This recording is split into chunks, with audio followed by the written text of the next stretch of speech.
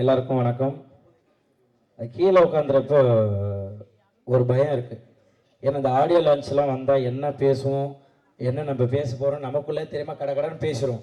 அது யூடியூப்பில் வர்றப்போ தான் பக்கு இருக்கும். இதையா நம்ம பேசணும், ஐயோ அப்படின்ட்டு கீழே கமெண்ட்ஸ்லாம் அப்படி அடிப்பாங்க. இப்போ இந்த படத்தை பார்க்குறப்ப எனக்கு இப்போது விஜய் டிவி புகழன்னா பாதி தூரம் வந்துட்டு அப்புறம் செல்லமணி சார் தான் தம்பி ஒன்றும் இல்லைப்பா கோதண்டன்றாங்க. அடுத்து விஜய் டிவி புகழ் வினோதன்றதுக்கு நான் பாதி தூரம் நிறைய இடத்துல அவார்டு வாங்க போகிறப்பையும் அதே சார் நடந்திருக்கு. விஜய் டிவி புகழ்னா பாதி தூரம் போயிட்டு ஸ்டேஜ்லாம் தொட்டு கும்பிடும், என்னை தாண்டி ஒருத்தர் மேலே போயிட்டு இருப்பாங்க. விஜய் டிவி புகழ் தீனா அப்படின்வாங்க. ஓகே, அந்த மாதிரிலாம் நடந்திருக்கு.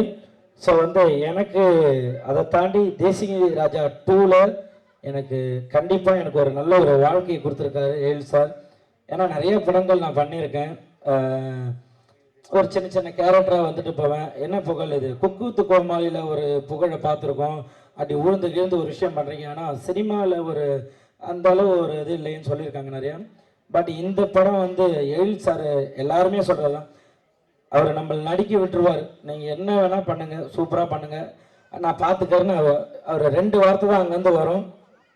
மானிட்டர் முன்னாடி உட்காந்துப்பார். ஒரு ஆக்ஷன், ஒரு கட்டு, இது 2 தான் சொல்லுவார். வேறு எதுவும் அவர் சொல்ல மாட்டார். நாங்கள் மாட்டு நடிச்சுக்கிட்டே இருப்போம். அது வேணுன்றதை பார்த்துப்பாரு, இல்லாத மீதி எடிட்டில் ஏதாச்சும் தூக்கிப்பார். அந்த அளவு தான் சிரிச்சுக்கிட்டே இருப்பார். அப்படி ஒரு டைரக்டர் நான் பார்த்ததில்ல. எல்லாமே சொல்லுவாங்க, திட்டுவாங்க இல்லையா, எதா போய் சார் இந்த இடத்துல இதை கொஞ்சம் ஏற்றட்டுங்களா, இது வேணாம்ப்பா கொஞ்சம் நல்லா இல்லை, அவர் எது சொன்னாலும் சரி நீங்கள் போட்டுக்குங்க அப்படி சொல்லுவார். அதே போல் லேடி கெட்ட படம்னு எனக்கு ரொம்ப ஆசை. ஏன்னா லேடி கெட்ட மூலியமாக தான் எனக்கு ஒரு நல்ல மேடை கிடச்சிது. ஸோ என்கிட்ட இல்லை பக்கம் லேடி கெட்ட பண்ணோம் அப்படின்னா ரொம்ப சந்தோஷம் சார், கண்டிப்பாக பண்ணுறேன் சார் அப்படின்றான். அதே போல் விமல் சார் நான் ஆக்சுவலாக சினிமாவுக்கு வந்ததுக்கப்புறம் நான் பழகினதில் எனக்கு ஒரு 2 பேர் டெய்லியும் பேசிப்போம். மாதத்தில் ஒரு 25 நாள் 30 நாள் ஜாலியாக பேசிக்கணும் அப்படின்னா ஒன்று சசிகுமார் சார், இன்னொன்று விமல் சார். சும்மாவே ஃபோன் பண்ணி ஜாலியாக பேசிப்பேன். என்ன தம்பி என்ன பண்ணுறீங்க, எங்கே இருக்கீங்க, சாப்பிட்டீங்களா அப்படின்ட்டு விரும்பி பேசுவார். சசிகுமார் சார் 2 பேருமே அவ்வளோ அந்த ஒரு போட்டி பொறாமை எதுவுமே கிடையாது. யார் வந்தாலும் சரி அவங்க கூட ஜாலியாக பழகக்கூடிய வருது. அந்த அளவு வருது. அவர் கூட பழகந்து ரோபோ மாமா, ஜனா, ப்ரொடியூசர் சார் அன்றைக்கி ஷூட்டிங்க்கு வந்திருந்தார். என்ன வந்துட்டு போகிறார், ப்ரொடியூசர் சாரே வந்துட்டு போகிறார், என்ன விஷயம்னு கேட்டாங்க. என்னையும் ரவிமரியா சாரையும் பார்க்க வந்தாங்க. இல்லை டீசர் ஈவினிங் 6 மணிக்கு ரிலீஸ் ஆகுது, ஸோ அதான் சும்மா அப்படியே உங்களை பார்த்துட்டு சொல்லிட்டு போகிறேன்.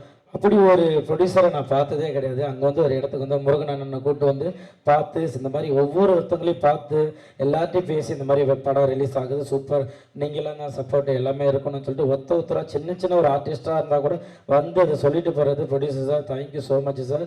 சொன்ன மாதிரி அந்த ப்ரொமோஷன்லாம் போயிட்டு இருந்தப்போ எல்லாருக்கும் சாப்பாடுலேருந்து எல்லாமே நீங்கள் எங்கே வேணால் சாப்பிடுங்க, அவங்க போட்டோம் காரை கொடுங்க, இது பண்ணட்டோம், எல்லாம் அப்படி பார்த்துக்கிட்டீங்க.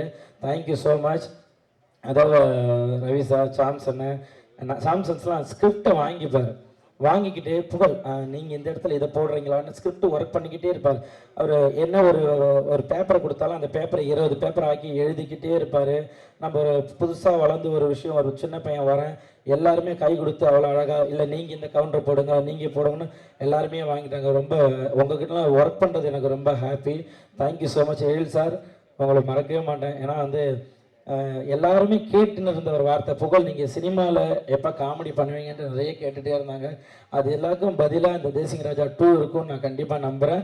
அப்படி தான் எல்லாம் ஒர்க் பண்ணியிருக்கோம். எல்லாருமே இதில் ஒர்க் பண்ண எங்களுக்கு சொல்லிக் கொடுத்த அசோசியேட் டைரக்டர், அசிஸ்டன்ட் டைரக்டர். ஏன்னா ஒரு படம் வெளியில் வருது அப்படின்னா அதில் உழைக்கிறது அவ்வளோ பேர். ஏன்னா நம்ம ஈஸியாக ஒரு நிழலுக்காக மரத்தை தேடி போவோம், ஆனால் அந்த மரம் வெயிலில் நிற்கிறது யாருக்குமே தெரியாது. அந்த மாதிரி அதில் பின்னாடி ஒர்க் பண்ண அத்தனை பேருமே இந்த படம் ஜெயிக்கணும்ன்ட்டு எல்லாருமே ஒர்க் பண்ணுறது, இந்த படம் ஜெயிக்கணும். யாருமே அப்பா இந்த படம் இவ்வளோப்பா, இந்த படம் ஓடக்கூடாதுன்னு யாருமே நினைக்கப்படுறது கிடையாது. எல்லாருமே படம் ஓடணும், ஜெயிக்கணும், மக்கள்கிட்ட போய் சேரணும் அப்படின்னு தான் உழைக்கிறது. கண்டிப்பாக இதில் நீங்கள் கோதண்ட அண்ணா சூப்பராக சொன்னார். உண்மையிலே அதெல்லாம் ஒரு நடிகர்களாக எல்லாருமே சின்ன ஆர்டிஸ்ட், ஜூனியர்ஸ் யாருக்காக இருந்தாலும் அந்த வலி இருக்கும். ஏன்னா அவ்வளோ கஷ்டப்படுற ஒரு படத்துக்காக ஒரு 10 நிமிஷம் அதுக்காக இவ்வளோ தூரம் நீங்கள் மெனக்கணும்னா ஒரு படம் எடுக்கிறதுக்கு எவ்வளோ தூரம் மெனக்கணும். ஈஸியாக ஒரே வாரத்தில் படம் நல்லா இல்லை, வேஸ்ட்டு அப்படின்ற வார்த்தை சொல்லிடுறீங்க. இதுக்காக ஒரு லைட்மேன் ஆகட்டும், ஒரு ப்ரொடக்ஷன் ஒர்க் பண்ண, ஒரு தண்ணி எடுத்துகிட்டு வந்து ஓடியார் ஆகட்டும், அவங்க வீட்டில் அவங்க குழந்தைகிட்ட சொல்லுவாங்க, இந்த படத்தில் அப்பா ஒர்க் பண்ணியிருக்கேன், இந்த படத்தில் நான் தான் லைட் போட்டேன் அப்படின்னு.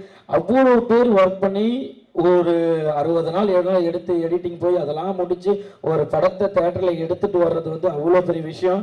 இதை ஈஸியாக சொல்லுறீங்க படம் நல்லா இல்லைன்னு. அண்ணன் சொன்ன மாதிரி மக்கள் போய் பாருங்க. நீங்கள் நல்லா இல்லை, புகழ் நல்லா நடிக்கல அப்படின்னா கண்டிப்பாக எல்லாருமே மாற்றிக்கிறோம். ஈஸியாக ஒரு சும்மா உங்களுக்கு வருமானம் வருதுன்றதுக்காக ஒரு யூடியூப்பில் டக்குன்னு இது படம் நல்லா இல்லைன்னு சொல்கிறாங்க. ஏன்னா இது அத்தனை பேரோட உழைப்பு, அவ்வளோ கஷ்டப்பட்டுருக்கோம். தேங்க்யூ ஸோ மச் எனக்கு இந்த ஒரு மேடை கொடுத்ததுக்கு. நான் இந்த மாதிரிலாம் பேசுனதே கிடையாது. நான் வருவேன் ஜாலியாக 2 பேரும் டக்குன்னு மைக்கு கொடுத்தா பேசிட்டு போயிடுவேன். ஆனால் இப்படி ஒரு எமோஷனலாக பேசினது எல்லாரையும் பார்க்குறப்ப அவ்வளோ இதாக இருந்தது. ஒரு படத்துக்காக இவ்வளோ தூரம் பேசுகிறாங்க அப்படின்றப்ப சந்தோஷமாக இருக்குது. நீங்கள் எப்படி தேசிங்க ராஜா 1க்கு அவ்வளோ சப்போர்ட் பண்ணீங்களோ கண்டிப்பாக தேசிங்க ராஜா 2வும் சூப்பராக இருக்கும். எல்லாருமே அவ்வளோ அழகாக ஒர்க் பண்ணியிருக்காங்க. இந்த படம் வந்து கண்டிப்பாக மாபெரும் வெற்றியடையும். எங்கெல்லாம் வாழ்த்து வந்து எல்லாருக்குமே தேங்க்யூ ஸோ மச். மீடியா ஊடக நண்பர்கள் எல்லாருக்குமே தேங்க்யூ ஸோ மச். நீங்கள் தான் இந்த ஒரு நல்ல படைப்பை நாங்கள் படைச்சிருக்கோம். நீங்கள் அதை நல்லபடியாக மக்கள்கிட்ட எடுத்துகிட்டு போய் சேர்க்கணும். Thank you so much. Thank you sir. எங்களை வந்து வாழ்த்து வந்த சொல்லுமணி சார், உதயா சார் எல்லாருக்குமே thank you so much. Love you. Thank you thank you thank you. Through out the film நீங்கள் வந்து அந்த வாய்ஸ் மெயின்டைன் பண்ணி, அந்த கெட்டப் மெயின்டைன் பண்ணி ஒரு சூப்பரான ஒரு எஃபர்ட் கொடுத்துருக்கீங்க. டெஃபினெட்லி நீங்கள் நினைக்கிற மாதிரி ஒரு சூப்பர் சக்ஸஸ்ஃபுல்லாக மாறும். Wishing you all success. புகழ் ஆக்சுவலாக இன்றைக்குமே அந்த வாய்ஸ் எடுக்கலாம் வந்தேன். நேற்று குக்கு தூக்கமால காலைல 5 மணிக்கு தான் விட்டாங்க. அதனால் எனக்கு இந்த பொனந்தினி சார் வாய்ஸ் வந்துருச்சு. இல்லைன்னா நான் அழகா லேடிஸ் வாய்ஸ்லேயே பேசலான்னு சார் வந்தேன். Thank you so much. Thank you. Success மீட்டில் பேசுங்க. கண்டிப்பாக பேசுகிறேன். அதுக்குள்ளே வாய்ஸ் ரெடி பண்ணிடுறேன். Thank you so much.